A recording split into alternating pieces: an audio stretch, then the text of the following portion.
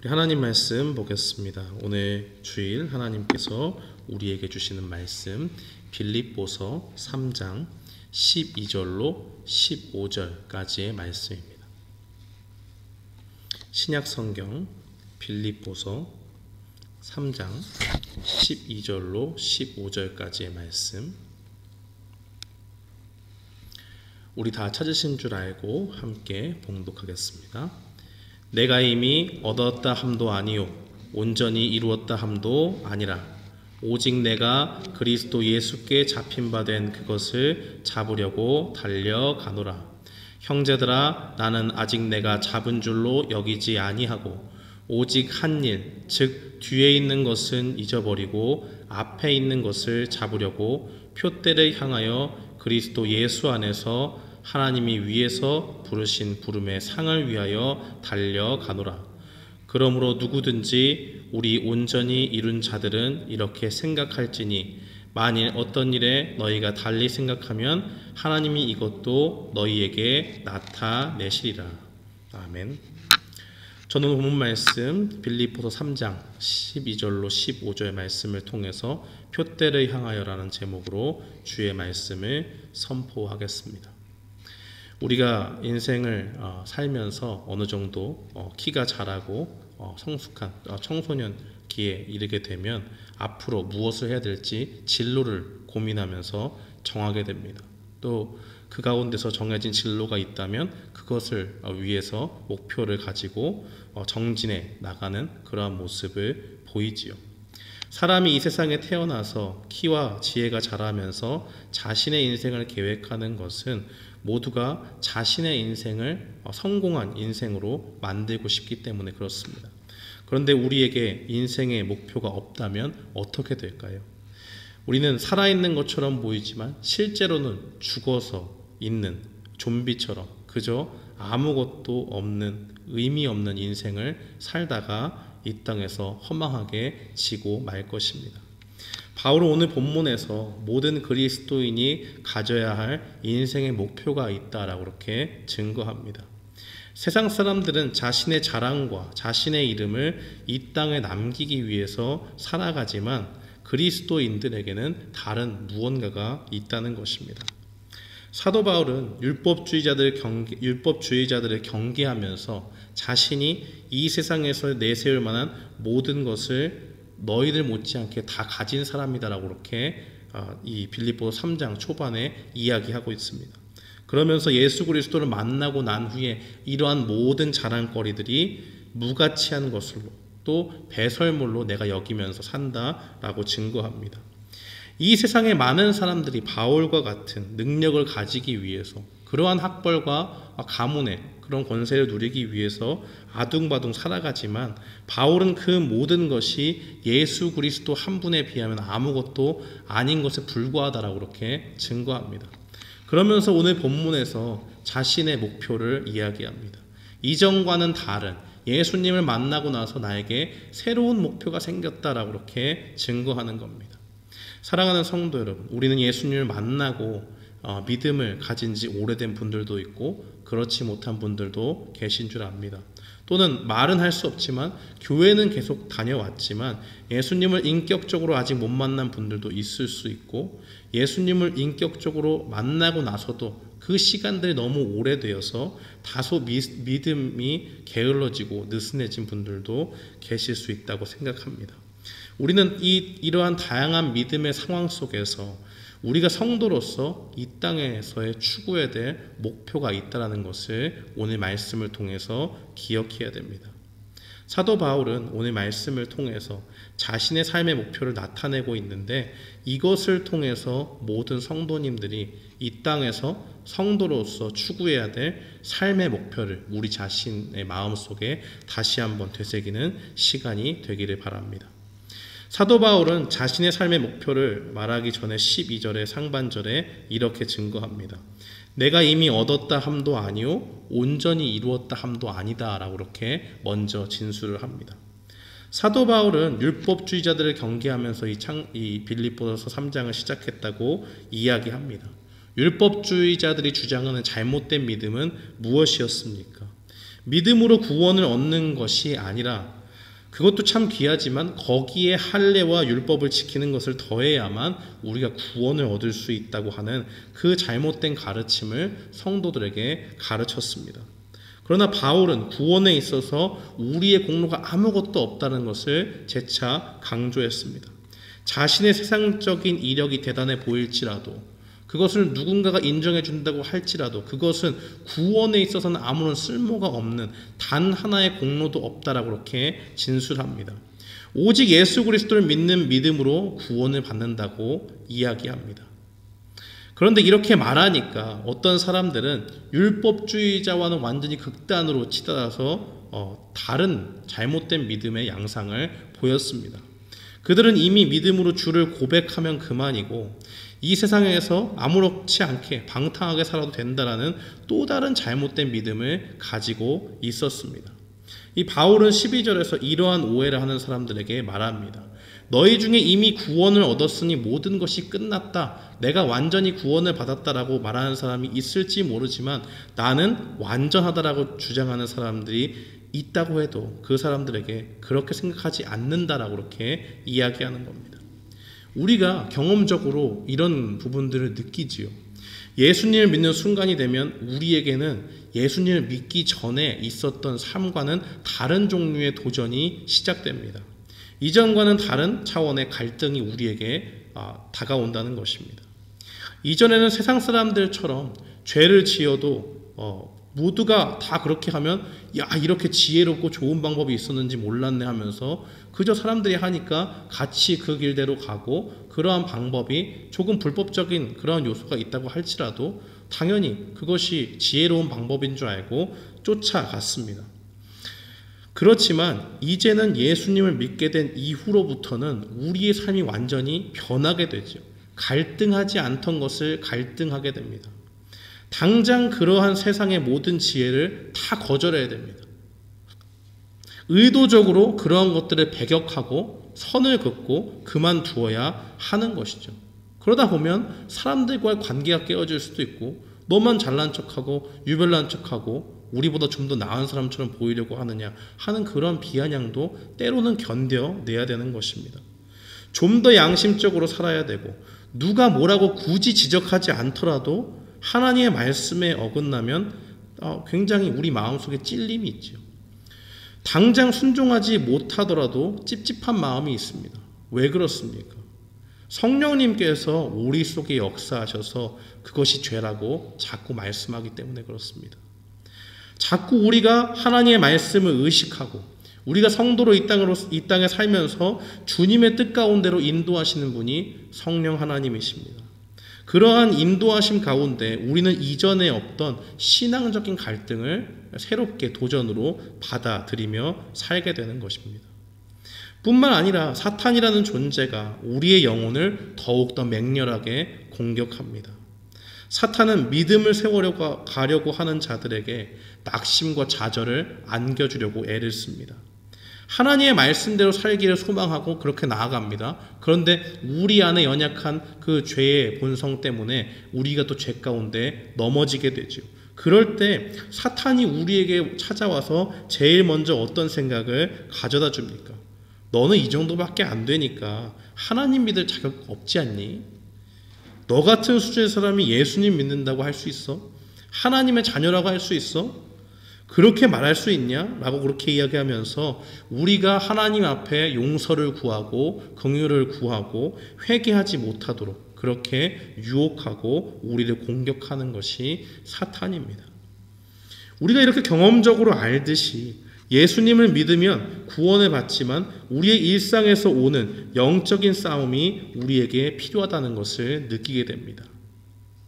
그래서 사도 바울은 자신이 이미 얻었다라고 그렇게 말하지 않습니다.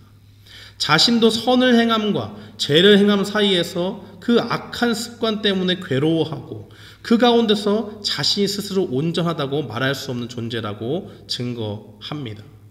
그렇다면 그가 믿음으로 이 땅을 살아가는 모습은 무엇입니까? 사도 바울이 이 땅을 성도로서 살아가는 모습은 12절 하반절에 나타납니다. 오직 내가 그리스도 예수께 잡힌 바 된 그것을 잡으려고 달려가노라 라고 그렇게 증거합니다. 사도 바울은 다메섹 도상에서 예수님께 부름받은 이후에 자신의 삶을 다해서 주님이 구원해 주신 그 부르심을 향해서 달려가고 있습니다. 바울이 비록 예수님의 고난에 동참을 하고 있지만 그것으로 내가 구원을 완전히 받았다라고 그렇게 이야기하지 않습니다. 하나님이 구원을 해주실까 안 해주실까 그것을 가지고 불안해하는 것이 아니라 이것이 궁극적인 우리에게 완전한 그 구원의 완성이 아니라고 이야기하는 것입니다. 당시에 유행했던 달리기 경주를 비유로 해서 이야기를 합니다. 자신은 마치 상을 받기 위해서 달리기 경주에 참가한 사람처럼 산다라고 그렇게 말하지요. 온 힘을 다해서 이제까지 달려왔고 계속적으로 그 결승전을 골인하기 전까지 달려가겠다라는 그런 의지를 표명하고 있는 것입니다. 즉 사도 바울의 목표라고 하는 것은 인생에서 세상의 권세를 잡거나 명예를 드높이는 일이 아닙니다. 세상에서 재물을 쌓거나 자기가 가진 많은 지식을 남에게 뽐내는 것이 아닙니다. 그의 목표는 오직 하나님께서 예수 그리스도를 통해 주신 구원을 위해서 성도로서 거룩함을 위해서 끊임없이 달려가는 그러한 모습을 가지고 나가겠다라는 것입니다. 예수님께 잡힌 바 된 그것이라는 것은 성도들이 부활의 영광에 이르게 되면 완벽하게 온전히 거룩해지는 그 영화의 상태를 이야기합니다.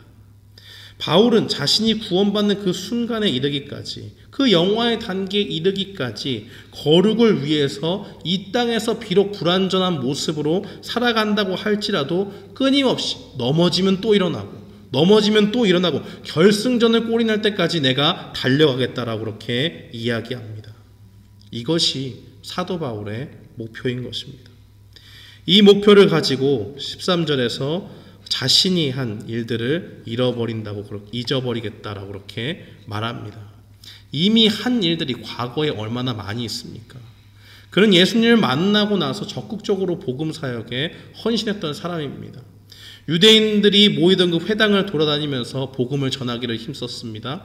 가는 곳마다 선교팀을 만들고 동역자들을 모아서 어떻게든 복음을 증거하고 새로운 땅에서 새로운 성도들을 세우기 위해서 열심히 헌신했던 사람입니다. 그러다가 자신이 그전에 돌보고 있던 그 성도들이 교회에 문제가 생기게 되면 없는 시간을 쪼개서 편지를 쓰고 기도를 하고 사람을 보내고 그 가운데 저들의 믿음이 어떻게 될까 전전긍긍하는 모습을 보입니다. 혹시라도 거짓 교사들의 휘둘림에 휘말려서 복음을 오해하고 잘못된 믿음을 가지면 어떻게 하나 하는 그러한 마음을 졸이면서 그들을 위해 기도했던 사역자입니다. 또 복음 사역을 감당할 때 자신의 생활비를 성도들이 공급하는 것이 부담을 느낄 것 같아서 자기도 일하면서 직업을 가지고 복음을 전했던 사람입니다. 그뿐만입니까? 가는 곳마다 핍박자들이 따라다녔는데도 복음을 전하기를 그치지 않았고 죽을 고비를 넘기는 숱한 고초 속에서도 자신은 어떻게 이야기합니까? 괜찮다, 기쁘다, 내 은혜가 족하다 라고 이야기하면서 다른 성도들을 오히려 위로하고 그들의 믿음을 격려하는 모습을 보입니다.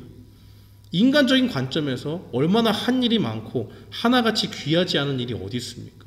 이런 교회 일꾼이 어디 있어요? 그러나 바울은 13절에 분명히 증거합니다. 내가 여태까지 한 일 내가 다 잊어버리겠다라고 그렇게 말합니다. 남들은 내가 쌓아온 이력과 경력을 드러내면서 이거 바울 선생님이 한 거야 라고 높일지 모르지만 바울에게 있어서 남들이 그렇게 얘기해도 나는 아무런 상관이 없다. 그런 거 별거 아니다 라고 그렇게 말하겠다는 겁니다. 너희들이 아무리 대단하다고 이야기를 해도 나는 이미 잊어버린 일이다 라고 그렇게 말합니다. 바울은 자신이 한 그러한 대단한 사역들, 인간적인 공로들 단 한 톨도 자신의 공로로 삼지 않고 자기가 높아지는 것에 관심이 없었습니다. 자랑할 만도 한데 왜 그렇게 했을까요? 자신이 걸어온 이 길을 돌아볼 때 하나님의 은혜가 없었다면 모든 것이 불가능했다라는 그 믿음이 있었기 때문입니다. 다른 이 바울이 교회를 세우고 선교를 하고 복음을 전했다고 다른 사람들이 막 말하지만 바울 자신에게 있어서 자기가 한 것 하나도 없습니다. 그저 그는 복음을 위해서 사용된 사람입니다. 바울은 자기를 통해서 자기 자신의 능력을 보는 것이 아니라 자기 속에 역사하신 전능하신 하나님을 바라보고 있었습니다. 그러니 자신이 아무리 큰 업적을 세운들 그것은 다 자신의 것이 아닙니다. 기억할 만한 것이 아닙니다. 오로지 복음을 전하게 하시고 복음 사역 가운데 열매를 주셔서 교회를 세우신 그 하나님께 온전히 영광을 돌리는 것입니다. 이 믿음을 가지고 있었기 때문에 그는 자신의 공로를 다 잊어버린다라고 말할 수 있습니다. 실제로 자신이 한 일은 단 하나도 없다고 실제로 그렇게 믿었어요. 그러니 이러한 믿음을 가지고 있는 바울이 가지고 가야 할 것은 오직 한 가지 일밖에 없었습니다. 14절 말씀처럼 이 바울을 부르신 하나님께서 주실 상, 마침내 구원의 때가 되면 자신을 완전히 거룩의 상태로 만들어 주실, 하나님처럼 거룩하게 만들어 주실 그 상을 바라보면서 끊임없이 주님을 닮아가기를 힘써 나아갔다는 것입니다. 14절 말씀에 보면 사도 바울은 표대라는 말을 사용하지요. 이 표대라는 말은 지키는 사람이라는 뜻이 하나가 있고 거기에 더해서 눈을 고정시킨 그 멀리 떨어진 표적이라는 의미도 함께 가지고 있습니다. 그러니까 이 망을 보는 사람이 눈을 고정시키고 지속적으로 바라보는 그런 표적과도 같은 목표점을 이야기하는 것입니다. 그러면서 이 표대를 향해 달려간다라는 말을 또 사용을 하지요. 여기서 달려간다라는 말은 사냥과 경주에 쓰이는 말입니다. 이것은 확실하지 않은 막연한 것을 쫓아가는 게 아니에요. 사냥꾼이 숲을 지나면서 아무거나 막 쏴대지 않습니다. 주변을 잘 살피면서 무엇을 사냥할지를 정하고 나아갑니다. 사슴이면 사슴이고 노루면 노루 이런 것을 정해서 나아가죠. 아무데나 쏘지 않고 그 표적이 나타나면 집중해서 쫓아가면서 그 사냥감을 잡기 위해서 나아가는 것입니다. 이 6절에 사용된 핍박한다는 말은 이 지금 여기에 쓰인 달려간다는 말이랑 동일한 말로 사용되고 있습니다. 6절에 핍박한다는 것은 무엇입니까? 사도 바울이 예수님을 믿기 이전에 교회를 위해서 핍박한 그런 핍박자였지 않습니까? 그 대단한 열심을 가지고 이제는 완전히 바뀐 사람으로 살면서 하나님의 구원을 얻기 위해서 거룩함을 추구하며 이 땅을 살아가는 자신의 모습을 표현하고 있는 것입니다. 사도 바울은 15절 말씀에 성숙한 그리스도인들이라면 자신과 같이 거룩의 길로 달려가는 그리스도인들이 되도록 하나님께서 그 성도들에게 자기와 같은 지혜를 주실 것이다 라고 그렇게 이야기를 합니다. 사랑하는 성도 여러분, 오늘 이 바울의 인생의 목표를 보면서 우리의 모습을 돌아봐야 될 줄 믿습니다. 우리는 인생의 목표를 어디에 두고 있습니까? 이 땅에 살면서 돌아봐야 될 가족도 많고 우리 주변의 많은 분주한 일들로 인해서 우리는 소소한 인생의 목표를 세울 수 있습니다. 그러나 우리가 궁극적으로 이 땅을 사는 성도로서 나아가야 될 그러한 목표는 바로 바울과 같이 이 땅에서 구원받은 백성으로 거룩을 향해서 나아가는 그러한 목표를 삼아야 될 줄 믿습니다. 세상의 목표가 전부인 것처럼 이 땅에 진력하면서 나의 유익을 위해서 내가 가진 세상적인 목표를 위해서 살아가는 것이 아니라 어떻게 하면 주님을 더욱더 닮아갈 수 있을까? 어떻게 하면 나를 부르신 그 하나님의 거룩하심을 조금이라도 닮아갈 수 있을까? 힘쓰며 나아가는 성도들이 되어야 될 줄 믿습니다. 우리가 우리의 목표를 정말 바울과 같이 거룩을 위해서 달려가기를 힘쓰는 사람들로 살아가려면 구체적으로 어떤 모습으로 이 땅을 살아가야 될까요? 세상적인 욕심을 절제하고 멀리해야 됩니다. 고린도전서 9장 24절로 27절 말씀에서 사도 바울은 경주하는 자의 이야기를 다시 한번 꺼냅니다. 고린도전서 9장 25절은 증거하기를 이기기를 다투는 자마다 모든 일에 절제하나니 그 그들은 썩을 승리자의 관을 얻고자 하되 우리는 썩지 아니할 것을 얻고자 하노라 라고 그렇게 이야기를 합니다. 달리기 경주에서 승자가 되는 사람은 한 사람이죠. 우승자는 한 사람입니다. 그럼 그 우승자가 되려면 어떻게 해야 되겠습니까? 자신의 뼈를 깎고 정말 이 땀이 피가 되도록 하는 그러한 엄청난 열심과 노력 가운데 그 결실을 가져갈 수가 있겠지요. 뛰어난 절제력을 가지고 연습을 게을리해서는 안 되는 것입니다. 우승을 향한 집념을 가지고 우승에 걸림이 되는 모든 것들을, 불필요한 것들을 떨쳐버려야 한다는 것입니다. 사도 바울은 모든 성도들에게 증거합니다. 우리가 장차 받게 될 그 썩지 않을 면류관을 받으려고 한다면 이 땅에서 영원하지 않은 것들을 다 떨쳐버리라고 이야기하는 것입니다. 마치 우승하려고 하는 사람들이 불필요한 것들을 제거해버리고 훈련에만 집중하듯이 말입니다. 그러면서 고린도전서 9장 27절에는 구원받기 위해서 이 사도 바울 자신도 자기를 쳐서 복종한다라고 그렇게 이야기합니다. 우리가 예수님을 믿는 이유는 어디에 있습니까? 베드로전서 1장 9절에 보면 믿음의 결국은 영혼 구원이라고 해요. 사도 바울도 수많은 업적과 선교에 있어서 역사의 획을 그은 사람이지만 사도 바울의 고백은 나 자신도 매일매일 나를 쳐서 주님 앞에 복종하길 원한다. 왜? 내가 하나님 앞에 온전한 그 구원을 받기 위해서, 거룩한 성도로 나아가기 위해서 날마다 내 육신을 쳐서 복종한다라고 그렇게 이야기합니다. 우리가 이 땅에서 예수님을 믿는 이유는 단순히 좀 착하게 살기 위해서가 아닙니다. 도덕적으로 좀 나은 삶을 살기 위해서 사는 것이 아닙니다. 바로 우리의 영혼을 구원받기 위함입니다. 그런데 우리가 이 땅에서의 삶을 통해서 거룩함을 추구하지 않고 예수님을 믿고 따르면서도 여전히 예전의 악한 습관들을 버리지 못한다면, 그것과 싸우지 않는다면 그것이 올바른 성도의 삶이라고 할 수 없을 것입니다. 우리가 예수님을 믿고도 이 세상의 욕심을 쫓고 이 완전한 구원의 완성을 위해서 거룩을 쫓아 살아가지 않는다면 그것은 회칠한 무덤과도 같고 외식하는 자의 모습과도 같다는 것입니다. 예수님께서는 일찍이 이런 사람들을 향해서 경고하셨습니다.